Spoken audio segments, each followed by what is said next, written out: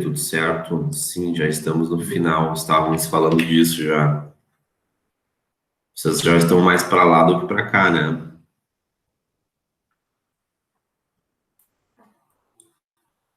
Bom dia, Vitória. Desculpa, deixa eu ver quem mais que eu mandei bom dia. As duas Vitórias, Miller e Cariolato. Magda, bom dia. Luiz Felipe já tinha dado. Bom dia, Ingrid, que eu não tinha dado. Bom dia, Bernardo. Bom dia, Douglas. Isso aí, agora acho que eu tô tudo certo. Já foi melhor, hein, Ju? Tá todo mundo já rateando nesse tempo. Eu entrei, no início da aula, comecei dando bom dia certinho, mas daí eu comecei a falar e me perdi nos acessos. Bernardo Martins é a Cecília. Que bom, Cecília, que tu falou, porque eu fiquei já pensando, deve ser um hacker, não me lembro de um Bernardo, mas eu dei bom dia igual. Quero mandar um bom dia especial ao meu amigo Douglas. O Lisca te mandou um abraço, tá?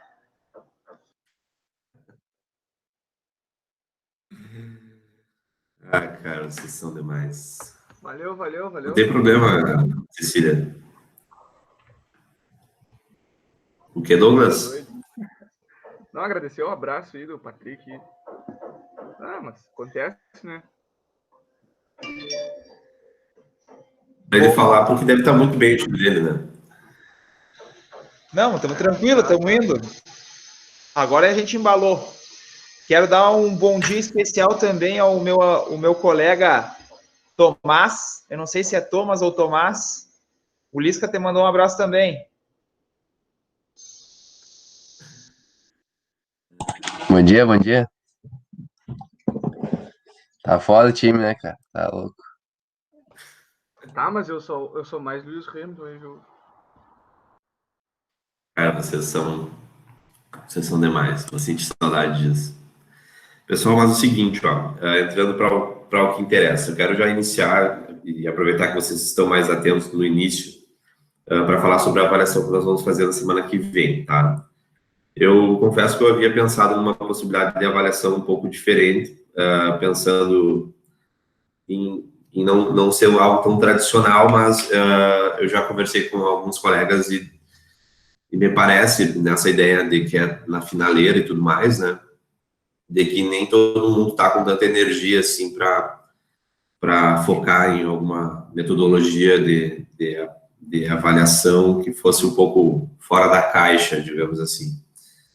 Porque eu respeito isso, né, muitas pessoas estão assim, né, mais na ideia de, ó, vamos assistir as aulas que faltam, vamos fazer a avaliação, eu estou precisando de férias, né.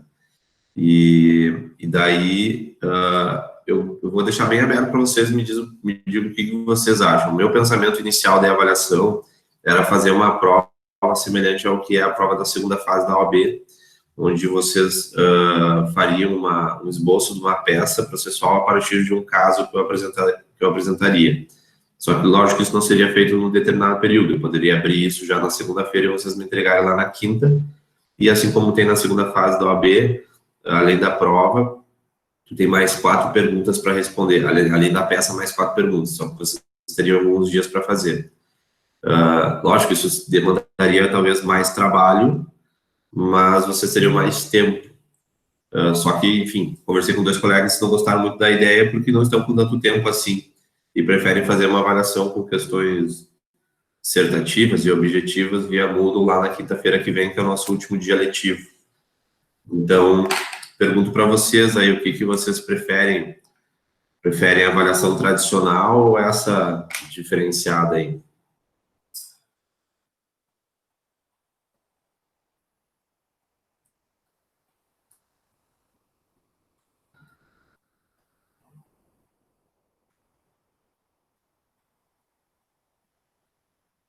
Está no mod, o trator passou por cima de mim. Sem condições de inovar. Foi o que eu imaginei, pessoal. Não, tranquilo, já deu para perceber aqui que é melhor ir na avaliação tradicional. Então, pessoal, não tem nenhum problema, né? Vocês sabem que eu tento manter e vou permanecer dessa maneira, tentando ouvir o que é melhor para vocês.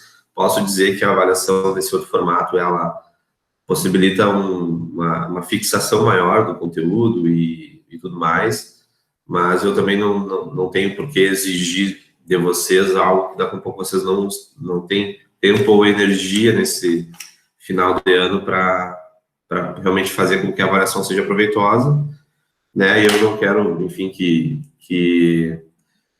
a avaliação seja feita apenas por fazer, né? Ela tem que ser proveitosa de alguma maneira. Então, se vocês não se dispõem a isso, não há problema nenhum. Vamos para a avaliação normal, que também tem aproveitamento, né? Vocês vão precisar estudar. Já adianto que as matérias que vão cair não serão só do segundo trimestre, vão ser de todo semestre. Então, vai ser necessário fazer uma revisão geral aí. Eu vou pegar um pouco daquelas questões que nós fizemos lá que vocês mesmos formularam e eu reorganizei elas e mandei para vocês. Vai ser uma avaliação com 12 questões. Desta vez, a maioria será objetiva, tá? Não farei ao contrário, como foi na outra, que a maioria era dissertativa. Até para que eu consiga devolver a correção de vocês com mais agilidade.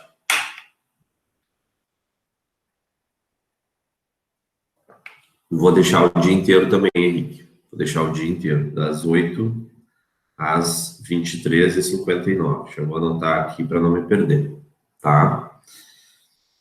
Não vejo por que deixar só no dia aí, porque eu sei que tem pessoas que trabalham no horário de aula, né? Tudo foi necessário se reorganizar durante a pandemia, então, para não atrapalhar o contexto pessoal e profissional de vocês aí, tá bem? Bem, pessoal, então vamos ao que interessa, que é a nossa última matéria. Bem, pessoal, eu vou compartilhar a tela aqui, certo, Magda? Que bom que isso ajuda. E obrigado pelo elogio aí, Michele. Vamos lá, vou fazer o compartilhamento. Vocês viram que agora tem um novo recurso aqui no Meet, de erguer a mão, né? Então, se vocês quiserem falar, vocês podem só erguer a mão. Só deixa eu silenciar aqui.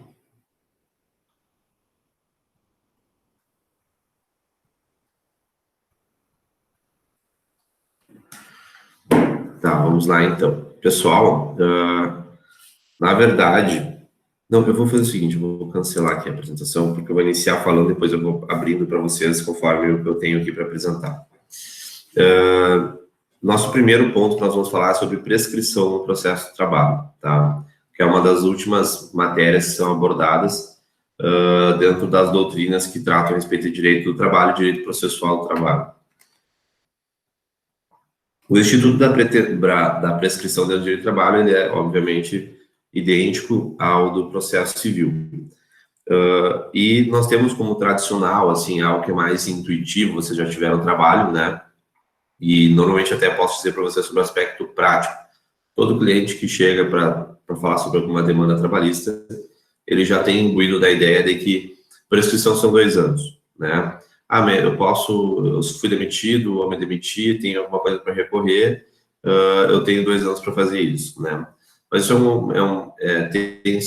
tem amparo, esse conhecimento, quase que um conhecimento comum, né, do dia a dia, mas ele, obviamente, nós aqui, enquanto juristas, né, em formação, precisamos adentrar um pouco mais para vocês entenderem e saberem sair de situações, até porque a maioria de vocês aí certamente trabalham, né, independentemente do regime, outros estagiam, enfim. Então, é importantíssima essa temática, muito embora a parte material, né, tenha sido abordada com mais ênfase para vocês no Direito do Trabalho 1 e 2. Mas vamos lá. Em relação à prescrição, inicialmente, eu coloco para vocês que ela é uma defesa indireta de mérito. O que isso significa? Que no momento em que vocês são demandados judicialmente por um empregado de vocês que está reclamando um acidente de trabalho, por exemplo. Ele se acidentou, tem um problema na coluna que se deu pelo excesso de peso, pela ausência do uso dos equipamentos de segurança, estabilizador de lombar, enfim. Então, vocês, de repente, estão lá, bem belos, trabalhando na empresa de vocês, e, de repente, chega um oficial de justiça e intima vocês que vocês precisam se defender de uma ação, uma reclamatória trabalhista. Nesse momento, vocês vão olhar assim, mas eu nem lembro quem é o João da Silva aqui. Aí vocês vão lá no RH, conversam, não, esse João da Silva faz tempo que saiu da empresa. Então, vocês já vão perceber, mas será que não está prescrito isso? Digamos que vocês encontrem uma situação de prescrição.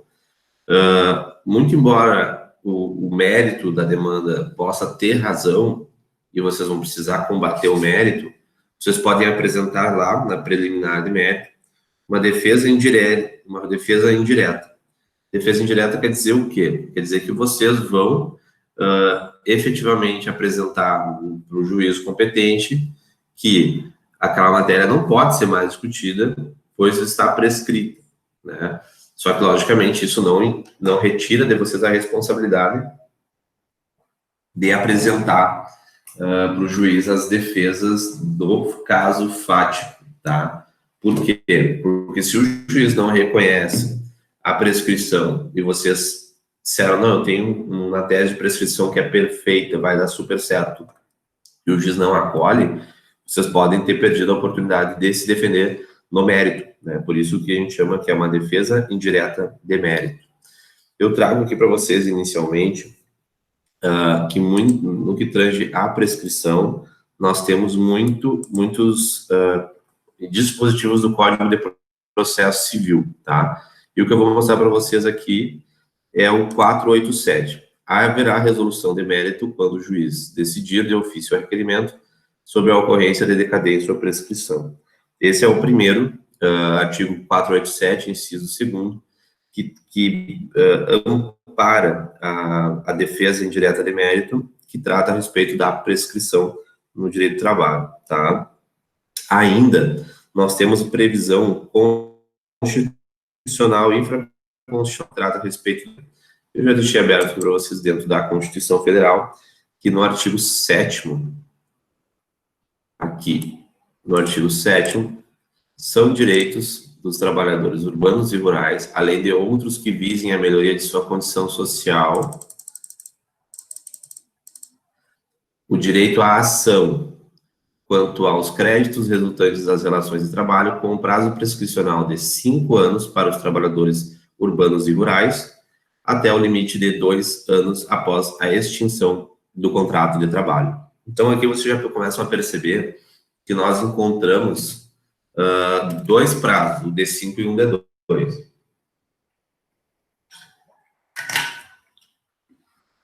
Que é aí que eu estava dizendo para vocês que a necessidade de nós termos um maior aprofundamento no que tange a temática, tá? Quando nós encontramos dentro da própria CLT, a CLT é um pouco atrapalhada nesse sentido. Por quê? Porque a CLT, anteriormente, ela tinha no seu artigo 11, que não havendo disposição especial e contrário pela consolidação, prescreve em 2 anos o direito de pleitear a reparação de qualquer ato infringente do dispositivo nela contido. Depois houve uma alteração, o direito de ação quando há créditos resultantes das relações de trabalho prescreve, 2 pontos. Ele trazia 5 anos para trabalhadores urbanos, até o limite de 2 anos após a extinção do trabalho, e depois trazia em 2 anos após a extinção do contrato de trabalho para trabalhador rural. O que isso significa? Significa que ele criou uma disparidade aqui entre trabalhadores urbanos e rurais. Isso foi objeto de discussão por muitos anos, até que esses dispositivos foram revogados, tá? Então, o artigo 11 da CLT, ela passou a ter a seguinte disposição. A pretensão quanto a créditos resultantes das relações de trabalho prescreve em 5 anos para os trabalhadores urbanos e rurais, aqui, até o limite de 2 anos após a extinção do contrato de trabalho. Então, vocês percebem a evolução a evolução da letra da lei que trata a respeito disso até a igualar os direitos entre trabalhadores urbanos e rurais, até porque não haveria nenhuma pontuação específica que fosse relevante para beneficiar ou prejudicar, tornar melhor ou pior a situação para um ou para outro, porque ambos são trabalhadores, não haveria por que um ter mais direitos que o outro, né? Essa alteração, ela se deu com o advento de uma emenda constitucional, tá? Que foi a emenda 28 de 2000, que alterou essa redação. Ela acabou trazendo a igualdade dos prazos. A emenda constitucional, na verdade, ela não alterou a CLT em si, ela alterou o próprio dispositivo que eu havia trazido para vocês aqui, que é o 29, inciso 29 do artigo 7º. Aqui já está escrito, a redação dada pela emenda constitucional 28 de 2000, que trouxe exatamente o que consta agora no 11 da CLT, urbanos e rurais. Então, essa é a base doutrinária, base legal das especificações que vocês vão encontrar a respeito da prescrição. Por que é importantíssimo vocês terem, por que os professores estimulam que vocês estejam com o VADMECUM à frente? Porque esse seria o momento ideal para vocês marcarem na Constituição Federal, marcarem no Código de Processo Civil e marcarem na CLT de vocês, dentro do VADMECUM, esses dispositivos, porque certamente se vocês vão lá para a OAB, na segunda fase, vocês têm acesso ao VADMECUM, vocês vão poder encontrar esses dispositivos com mais facilidade e vão poder desenvolver a questão com mais facilidade, tá? Bem, então, avançando e entrando mais sobre a questão dos prazos, para vocês entenderem melhor. Só deixa eu fechar aqui para vocês olharem melhor.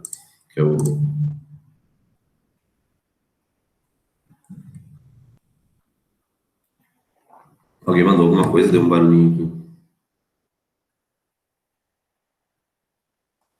O que eu pedi para marcar, Paula, foi o artigo 487 segundo do CPC 2015, que ele vai tratar lá sobre prescrição.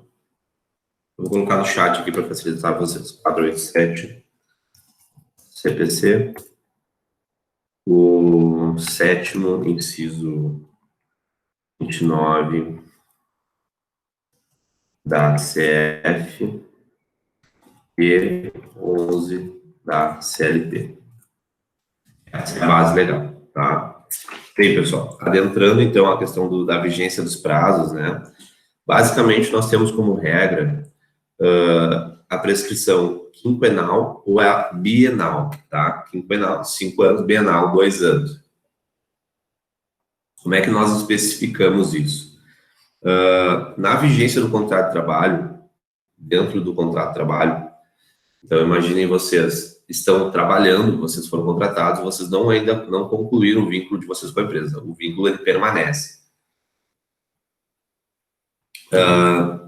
Quando vocês estão dentro da vigência do trabalho, a prescrição que vai ser levada em consideração é a de 5 anos. Então, no momento em que ocorrer alguma lesão ao direito de vocês, falo lesão não para remeter a acidente de trabalho. Lesão ao direito, é a maneira com que os doutrinadores trazem. Então, se vocês notarem que está havendo alguma diminuição de direitos por parte de vocês, né, seja horas extras trabalhadas e não pagas,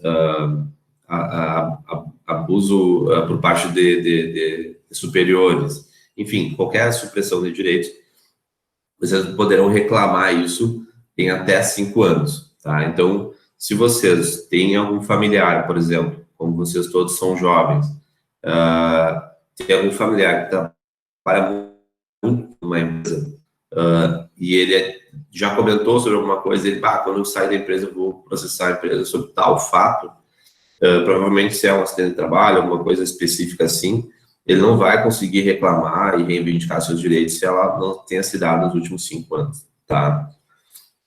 Então, o empregado ele tem até 5 anos para ajuizar a reclamatória trabalhista, contados da lesão ao direito, tá? E isso é o que nós chamamos da teoria do actionata, tá? Actionata. Isso significa, então, que, basicamente, a gente retorna naquele tradicional a terminologia que o direito não socorre aos dormentes, né? Não é porque você está dentro da vigência do trabalho que você não vai ter prescrito os seus direitos se você não reivindicá-los no tempo adequado. Bem, segundo, temos que há um prazo prescricional que ele vigora a partir do término do contrato de trabalho, que é diferente. Então, quando nós falamos de prazo quinquenal, prazo de 5 anos, são prazos que vencem no transcorrer do contrato de trabalho. E quando nós falamos do prazo bienal, é quando inicia a contagem do prazo a partir da interrupção do contrato de trabalho, ou da extinção do contrato de trabalho. Então, o que isso significa? Significa que vocês estão trabalhando, foram demitidos. Vocês foram demitidos, não concordam com a demissão, e vão aproveitar a discordância, até um foram demitidos por justa causa, e não deveria ter sido por justa causa, e vocês vão reivindicar os seus direitos na Justiça do Trabalho. Isso é o mais comum, né, o que mais acontece. Até eu me lembro da última aula que nós fizemos, que foi com a participação do Dr. Rodrigo, vocês perguntaram a respeito disso, não me recordo quem fez a pergunta, né? E o Rodrigo respondeu dizendo que 99% das ações que tramitam contra empresas na Justiça do Trabalho são ações que são demandadas por ex-funcionários, né? Então, a maior preocupação sempre é da prescrição bienal, porque quando dá a interrupção ou a extinção do contrato de trabalho, a parte vai precisar se atentar a esse prazo, que é rápido, porque ele é curto, né? Posso dizer que é curto porque, por diversos momentos, deixei de entrar com ações, pois de clientes, por pessoas que tiveram, de fato, um direito violado, teriam direito a indenizações, inclusive algumas de grande monta, mas, infelizmente, o prazo prescricional havia precluído e impossibilitou o ingresso da ação, né? O que às vezes torna, inclusive, situações bastante desagradáveis, né? Porque nós, enquanto advogados, temos o dever de não incentivar desventuras jurídicas, né? Está no nosso código de ética. Então, no momento que a gente visualiza uma ação que ela não é viável, não é interessante para o cliente, a gente precisa desincentivá-la. E nem sempre isso é legal, né? Mas lógico que tem mercado para todos, tem sempre um advogado que eventualmente põe à frente do código de ética o ganho financeiro e acaba incentivando a entrar com a ação, mesmo sabendo que lá no final vai ser prescrito, vai ser considerado prescrita a demanda, né? Daqui a pouco, só por conseguir arrancar da sentença, muito embora tenha tido a diminuição de direito garantida, enfim, algo que ele possa trazer para o cliente de que foi reconhecido, só não foi dado porque estava prescrito. Mas é uma coisa que é possível ver previamente e evitar todo o trâmite, todo o desgaste processual e financeiro que gera ao cliente, né, no ingresso de uma ação judicial. Então, é o primeiro ponto que se visualiza quando alguém busca a ação judicial, né. Então, sobre um contexto geral, já trouxe para vocês, mas de uma maneira mais específica, a prescrição bienal, ela ocorre após a extinção do contrato de trabalho. O empregado tem 2 anos para ajuizar a reclamatória trabalhista contados da extinção e prevalece o entendimento de que após a extinção do contrato de trabalho, o empregado conseguirá a reparação das lesões ocorridas até 5 anos anteriores, tá? Então, percebam vocês, a gente já começa a misturar e fica um pouco mais complicado. Então, se atentem que o ingresso de uma ação, vocês foram demitidos dia 1º de janeiro de 2021, tá? E vocês entrarem com a ação dia 2 de janeiro, um dia depois, vocês vão poder demandar 5 anos para trás. E se vocês demorarem os 2 anos, e lá quando tiver 1 ano e 320 dias, vocês entrarem com a ação, vocês vão ter, na verdade, como nos últimos 2 anos vocês não vão ter trabalhado, vocês foram demitidos, vocês vão ter 3 anos para reclamar a diminuição de direitos. Por isso que o direito não socorre aos dormentes, né? Ou até socorre, mas em partes. Por isso que a gente, daí sim, não é papo de advogado e que quer vender a ação. Se sentiu diminuído, foi demitido, quanto mais cedo entrar, melhor, em especial em contratos de trabalho que perduraram por mais de 5 anos, né? Bem, então, o empregado considerar a reparação dos bens ocorridos nos 5 anos anteriores ao ajustamento da reclamatória trabalhista e não da extinção do contrato de trabalho. Trata-se de manifestação da ideia de que o direito não socorre quem dorme. Esse entendimento está sumulado na súmula 308. E aqui eu compartilho novamente com vocês uma maneira que eu encontrei aqui para vocês perceberem que é só colocar no tribunal ou no site do TST que vocês vão conseguir visualizar. Estão conseguindo ver minha tela aí agora? Só me dá um ok no chat, por favor. Ok. Então, aqui, ó, essa aqui é a súmula que trata a respeito disso, é a súmula 308 do TST, tá? Trata sobre a prescrição quinquenal. Ela é uma súmula que foi exposta em 2005. Respeitando o biênio subsequente à cessação contratual, a prescrição da ação trabalhista concerne as pretensões imediatamente anteriores a 5 anos. Imediatamente anteriores a 5 anos. Esse aqui é o ponto crucial da súmula. Contados da data de ajuizamento e não as anteriores ao quinquênio da data de extinção do contrato. Ou seja, não é 5 anos anteriores à extinção do contrato de trabalho, mas sim da reclamatória. Imediato.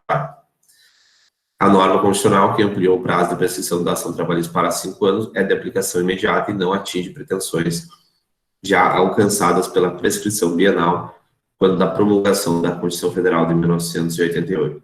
Basicamente, essa linha 2 aqui trata a respeito de que esses efeitos, eles não vão retroagir, né? Serão apenas para situações a posteriori, 2005.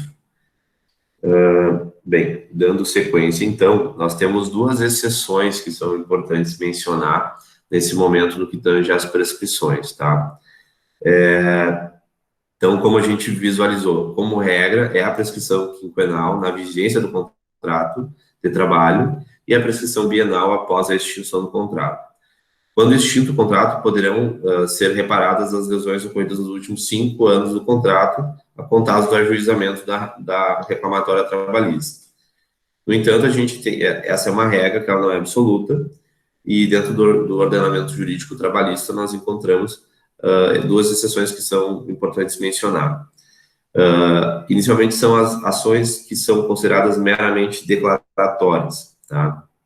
As ações meramente declaratórias, elas são consideradas imprescritíveis, ou seja, a qualquer tempo poderá ser demandado uma ação declaratória e, independentemente do tempo a que ela se referir, podendo ser, inclusive, fatos ocorridos há 40, 50 anos, tá? Isso nós vamos encontrar também, então já compartilho novamente a tela com vocês. Também no artigo 11 da CLT. No artigo 11 da CLT, a pretensão quanto a crédito resultantes das relações de trabalho prescreve em 5 anos para os trabalhadores urbanos e rurais até o limite de 2 anos após a extinção do contrato de trabalho. E aqui nós encontramos, parágrafo 1º, o disposto neste artigo não se aplica às ações que tenham por objetivo anotações para fins de prova junto à Previdência Social.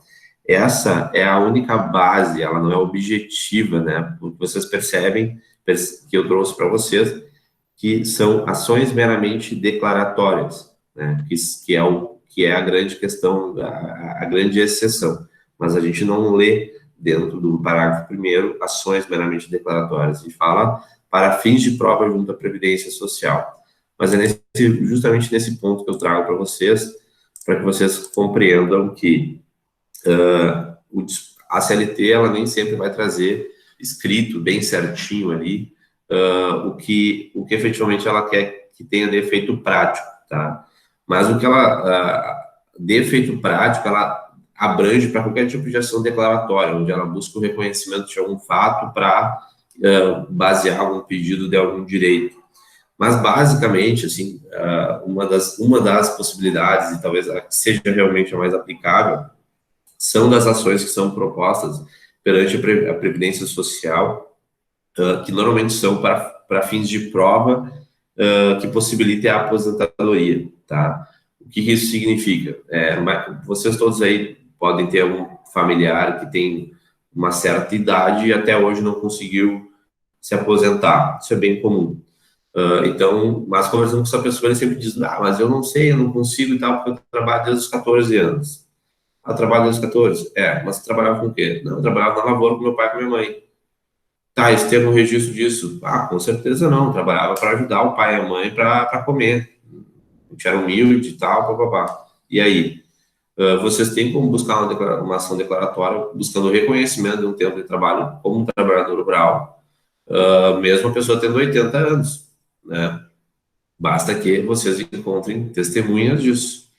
Lógico, é difícil, né? É barbada vocês encontrarem uma testemunha que tenha vivenciado, saiba trazer isso. Mas os julgados, eles são bastante sensíveis. Posso dizer isso para vocês, porque já enfrentei ações que no meu íntimo eu estava desacreditado e no fim das contas deu super certo. Porque realmente sensibiliza, eu acho, né, sobre uma questão bem subjetiva, acho que sensibiliza o julgador, a pessoa lá que teve, que tu vê no rosto, no semblante da pessoa, que é uma pessoa que batalhou, que esteve no sol a vida inteira e não conseguiu se aposentar ganhando nem um salário mínimo, né? Então, às vezes, nem é pelo valor, assim, é mais pelo reconhecimento de uma vida inteira de trabalho. Enfim, esse é o que trata a respeito das ações, tá? Dentro disso, eu não vou abrir para vocês aqui, mas seria interessante vocês anotassem que, para tratar sobre as ações meramente declaratórias, que é essa primeira exceção, existe uma orientação jurisprudencial, que é a orientação 401 do TST, tá? Que trata justamente sobre essa exceção que eu trago para vocês, tá? As orientações jurisprudenciais, né, ela, basicamente, em comparação com o processo civil, é uma organização da Justiça do Trabalho que organiza entendimentos, né? Organiza entendimentos para que eles sejam mais consolidados e seja mais organizado a replicação de decisões em casos análogos, né? No direito civil é muito mais complexo, mais difícil de fazer isso, porque as circunstâncias elas vão mudando muito conforme o caso, né? No direito do trabalho, há as modificações, mas elas são mais sutis, o que permite que essas orientações jurisprudenciais sirvam de base para os entendimentos, tá? Ainda nós temos um segundo, que é bem mais objetivo, bem mais claro, que é a prescrição, que é a segunda exceção, aliás, que é a prescrição que passa para menores de idade, tá? Então, o que eu trago para vocês a respeito disso? Já vou abrir aqui, dentro da CLT. No artigo 440,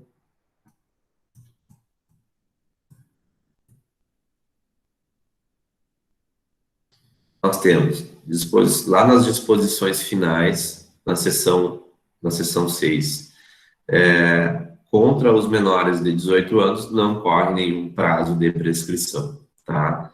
É um artiguinho bem pequeno, mas é o que às vezes possibilita que vocês gabaritem uma questão, porque não basta saber que não corre prazo para qualquer pessoa menor de idade, mas é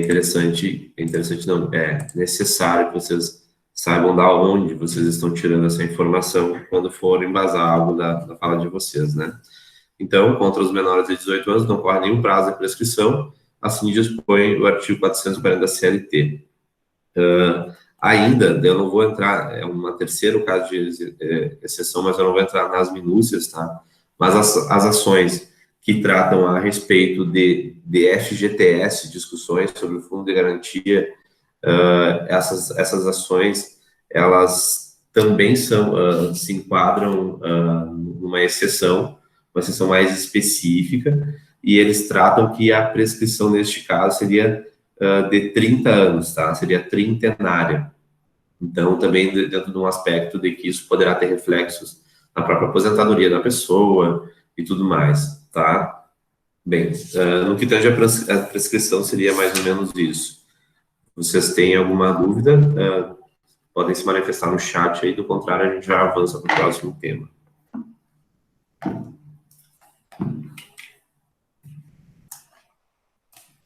Eu queria saber se tu vai liberar o resumo da aula, que nem tu fez das outras. Ana Paula, eu vou falar sobre isso no final da aula, mas eu tenho uma ideia a respeito disso. Tá bom, obrigada. Para vincular, quem sabe, a uma avaliação contínua e a prova não ficar com valor tão alto. Mas eu falo isso no final da aula. Tá, então vamos tocando. Pessoal, o segundo tema que eu tenho para tratar para vocês aqui, que é um tema de grande importância, é da ação rescisória na Justiça do Trabalho.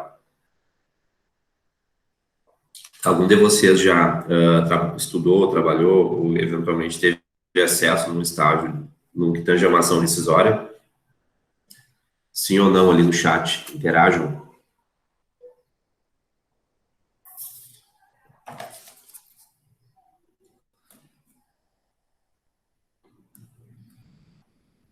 Alguém sabe o que é? Tem noção? Uma básica, assim? Já teve uma situação na empresa, Magda? Como é que foi qual é a tua compreensão geral, assim, por cima do que é uma ação rescisória?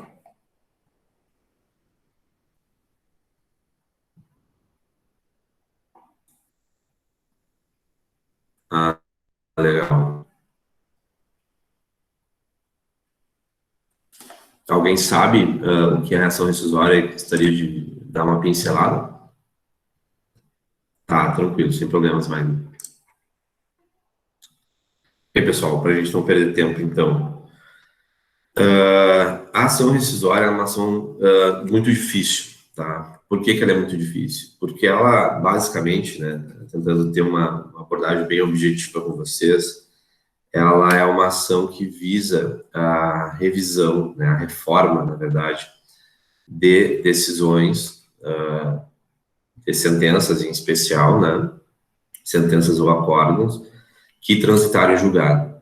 Né? Então, não precisa ser um grande estudioso para saber que o trânsito em julgado é o que encerra a instrução de qualquer processo, né? Seja ele civil, penal, processual, civil, penal, trabalhista, né? Então, pensem vocês que existe no ordenamento jurídico brasileiro um instrumento que se chama ação rescisória, que visa, basicamente, a gente conseguir reformar uma sentença, né? A reforma da sentença, para a proposição, ela precisa encontrar uma base que estará especificada no Código de Processo Civil novamente. Nós não temos dentro da CLT algo que especifique com clareza a maneira como deveria ser dado. Então, a gente utiliza o CPC como base análoga, tá? E as ações decisórias, eu posso dizer para vocês, assim, que é bem comum que vocês encontrarem advogados com 15, 20, 30 anos de advocacia que tiveram algum tipo de experiência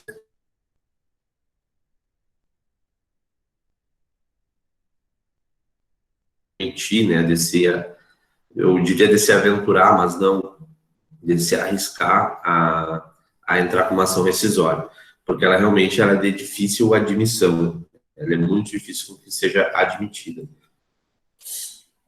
Eu posso dizer aí para vocês que eu tive uma experiência só, não foi no processo de trabalho, mas foi no direito civil, de uma ação rescisória que eu fiz porque eu identifiquei uma assinatura de um contrato analisando um processo antigo, onde o meu cliente jurava de pé junto que havia sido injustiçado, eu identifiquei dentro do processo, um processo que já fazia algum tempo que havia transitado em julgado, uma assinatura falsa de um contrato. Só que como era uma pessoa que assinava muitos documentos, ele achou que efetivamente tinha assinado, a gente submeteu a uma perícia e identificou que aquela assinatura era falsa. Então, era um fato que nós descobrimos a posteriori e teria reflexos na sentença. Mesmo com isso, a gente não conseguiu com que a ação fosse recebida, pois, em princípio, não teria sido cumprido os requisitos constantes na lei. Então, é realmente bem complexo e difícil encontrar pessoas que tenham tido uma experiência prática sobre esse aspecto. Eu me lembro que, na época, até eu fiz contato com o Lucas Rigg, para conversar com ele, que tinha mais experiência, e ele também, na época, nunca tinha tido nada prático, somente teórico, né? Mas vamos lá. Então, a ação rescisória, basicamente, ela vai visar a anulação de uma sentença, né, dos efeitos dela, de modo a que seja rediscutida uma matéria já transitada em julgado, tá? Então, a ação rescisória, ela pode ser conceituada como uma ação de procedimento especial que tem por escopo a desconstituição da coisa julgada material, nas hipóteses expressamente previstas no nosso ordenamento jurídico. Então, a coisa não julgada material, que é criada a partir do trânsito julgado, ela é desconstituída com os efeitos de uma ação rescisória, tá? A natureza jurídica da ação rescisória é de uma ação de impugnação autônoma, tá? Por que eu trago isso? Porque ela não pode ser confundida de maneira alguma com um recurso. Ela possui uma natureza completamente diferenciada. O recurso, ele tem o propósito do prolongamento de uma discussão dentro de um mesmo processo, o que é diferente da ação rescisória, tá? E, por fim, a natureza jurídica é de uma ação de impugnação autônoma e ela visa a desconstituição negativa, a constituição negativa ou desconstituição daquela coisa julgada material para objetivar um caminho diferente dentro do processo principal que, em tese, teria sido encerrado, né?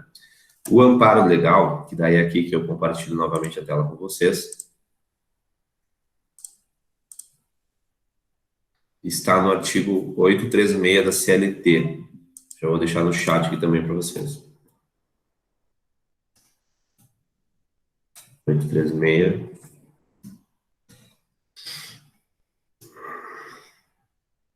Isso aí, tá. Então, CLT 836. Não se levará a feito. Peraí. Não, aqui está a CLT. 836. Aqui. Deixar bem em cima da página para facilitar a visualização de vocês. É vedado aos órgãos da Justiça do Trabalho conhecer de questões já decididas, executadas, os casos expressamente previstos nesse título e a ação rescisória, que será admitida na forma do disposto no capítulo 9 do título, do capítulo 4 do título 9 da Lei 5.869, de 73, que seria o nosso Código de Processo Civil, antigo, né, sujeito ao depósito prévio de 20% do valor da causa, salvo prova de miserabilidade jurídica do autor. Parágrafo único. A execução da decisão proferida em ação rescisória far-se-á nos próprios autos da ação que lhe deu origem e será instruída com o acórdão da rescisória e a respectiva certidão de trânsito em julgado, tá? Então, pessoal, aqui eu já... aqui eles especificam, né, como sendo o CD 73, mas houve a duplicação quando trocou de 73 para o CPC de 2015. É o mesmo artigo, só mudou a localização dentro do código. Então, dentro aqui do código, nós vamos encontrar no CPC, e esse sim é o principal, tá, pessoal? Esse aqui é o artigo principal quando a gente trata sobre ação rescisória, que é a normativa legal mais concreta que nós temos quando se trata desse assunto. Artigo 966 do CPC. A decisão de mérito transitada e julgada pode ser rescindida quando? Ela traz um rol bem especificado e nós precisamos encontrar algum deles, tá? A gente vai encontrar lá, se verificada que foi proferida por força de prevaricação, concussão ou corrupção do juiz. Vocês podem perceber, são questões bem graves. For proferida por juiz impedido ou por juiz absolutamente incompetente. Então, se houver uma tese de incompetência que não foi observada ao longo do processo, ela pode ser trazida. Se o juiz é impedido, se ele julgou uma causa de um parente, de um amigo próximo, e se notou ao privilégio desta pessoa, né? Resultar de dolo ou coação da parte vencedora em detrimento da parte vencida, ou ainda de simulação ou colução entre as partes, a fim de fraudar a lei, ofender a coisa julgada, violar manifestamente norma jurídica, for fundada em prova cuja falsidade tenha sido apurada em processo criminal, ou venha a ser demonstrada na própria ação rescisória. E aqui que eu queria mostrar para vocês, foi justamente aqui que eu me baseei na ação rescisória. Na verdade, eu me baseei em 2 incisos, tá? For fundada em prova cuja falsidade tenha sido apurada em processo criminal, ou venha a ser demonstrada na própria ação rescisória. Então, o que eu fiz? Eu tive a ideia de pegar a segunda parte do inciso 6º, porque eu queria demonstrar na ação rescisória, mas eu já tinha uma perícia prévia, uma perícia particular de um perito que tratou e identificou que a assinatura ela era falsa. Só que o juiz, que não recebeu a ação rescisória, ele disse que eu deveria apurar isso primeiro em processo criminal, imputando o crime de falsidade ideológica a uma determinada pessoa, e que com os transcorrer desse processo criminal, eu poderia entrar com a ação rescisória somente depois. Obviamente, isso para inviabilizar a ação rescisória em razão do prazo prescricional dela, né? E daí, esse aqui, ofender a coisa julgada, ele é meio que um inciso geral. Então, se vocês querem entrar com a ação rescisória, vocês podem até tentar. Utiliza aí o 4, que vocês vão conseguir, basicamente, se enquadrar com qualquer uma delas. Nós temos ainda as 2 últimas aqui. Obtiveram o autor, posteriormente ao trânsito de julgado, prova nova cuja existência ignorava ou de que não pôde fazer uso, capaz, por si só, de lhe assegurar pronunciamento favorável, e for fundado em erro de fato verificável do exame dos autos. Então, são essas as especificações aqui da ação rescisória.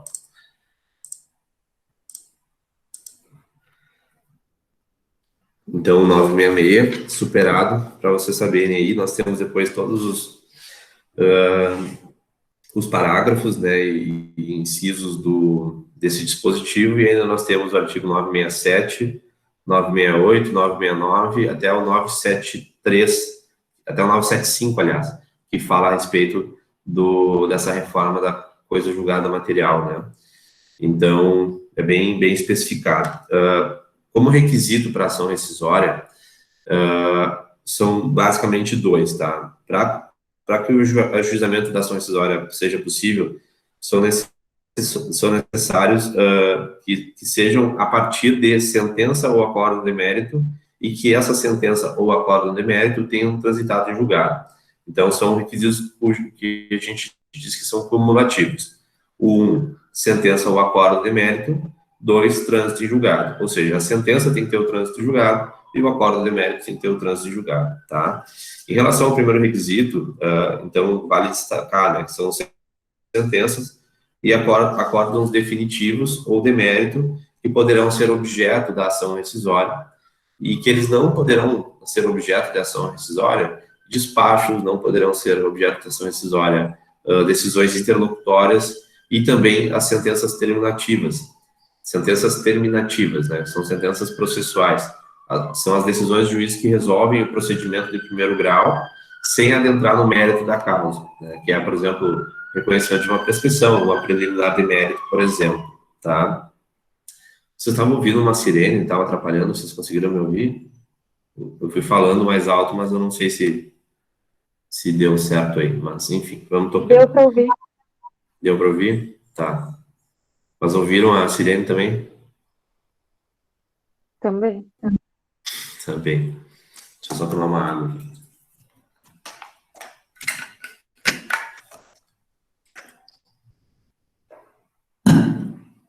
Tá.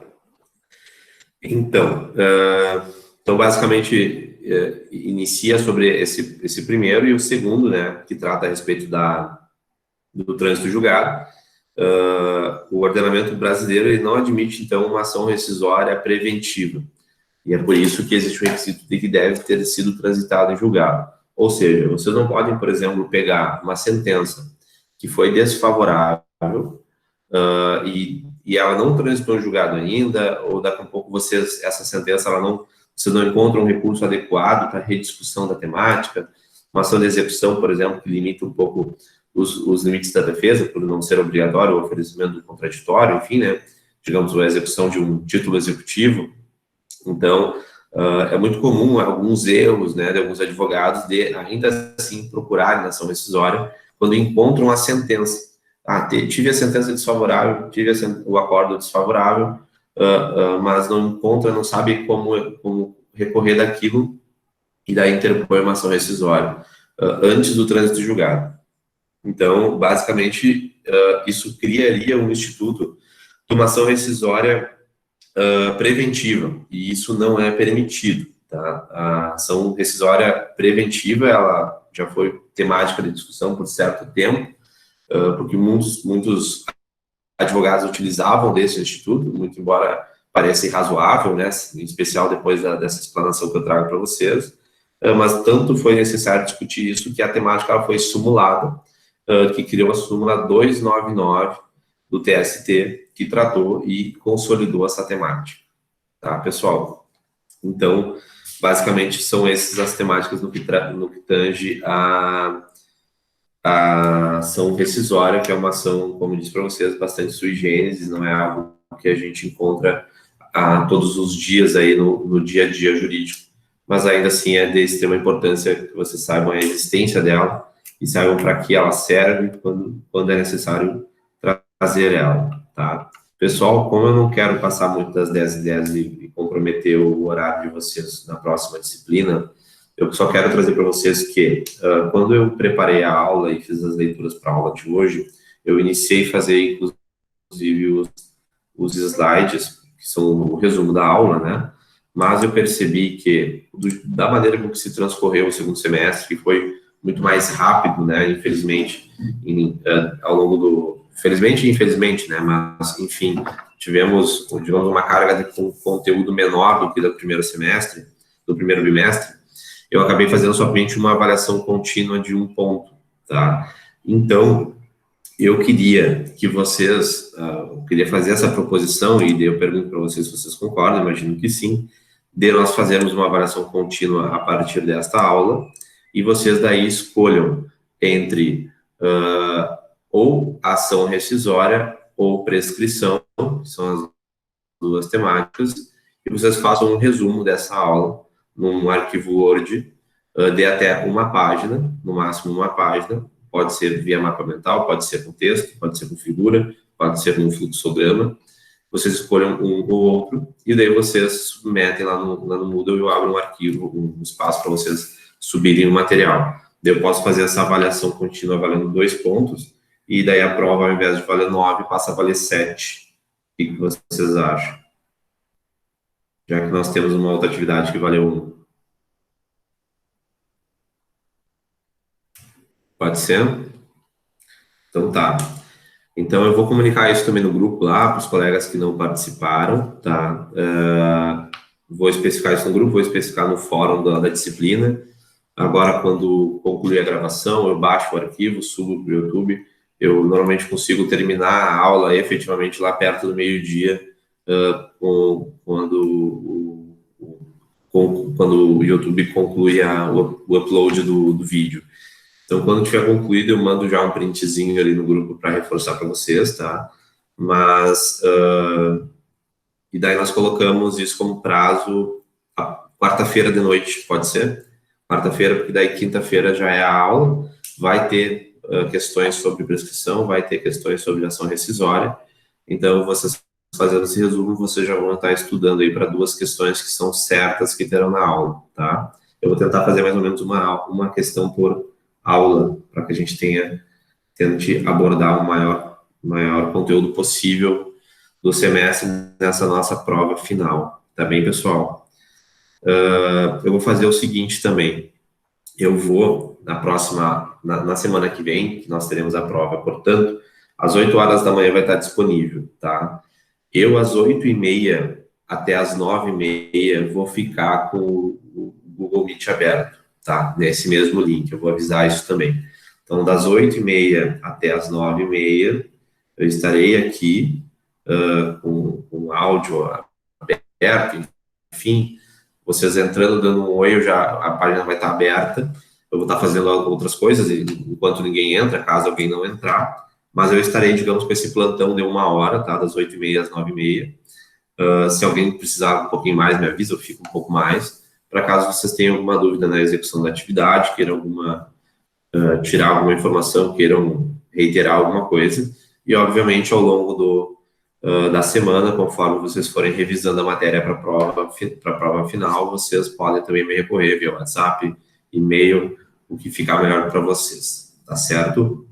Então, pessoal, já ficamos aí pré-organizados de que quinta-feira que vem nós encerramos, portanto,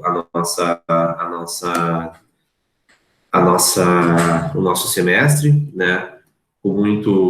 Fico muito feliz de nós estarmos encaminhando. Eu já estou um pouco em clima nostálgico, como muitos de vocês já sabem, eu sou de câncer, então eu sou bem choroso, nem quero falar muito sobre isso, mas eu estou bem feliz com o transcorrer do nosso semestre.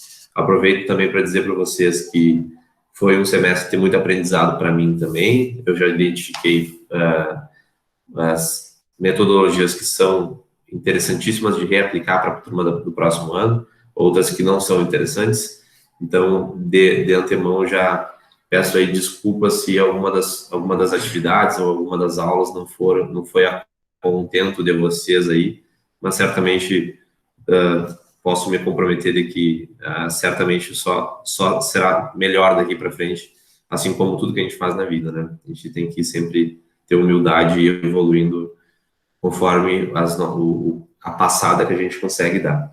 Então é isso aí, pessoal. Agradeço a cooperação de vocês ao longo do semestre. Agradeço muito a atenção, a companhia, a dedicação de vocês. Quero que vocês saibam que eu respeito muito aí a batalha que vocês têm feito ao longo do ano para poder vencer esse ano.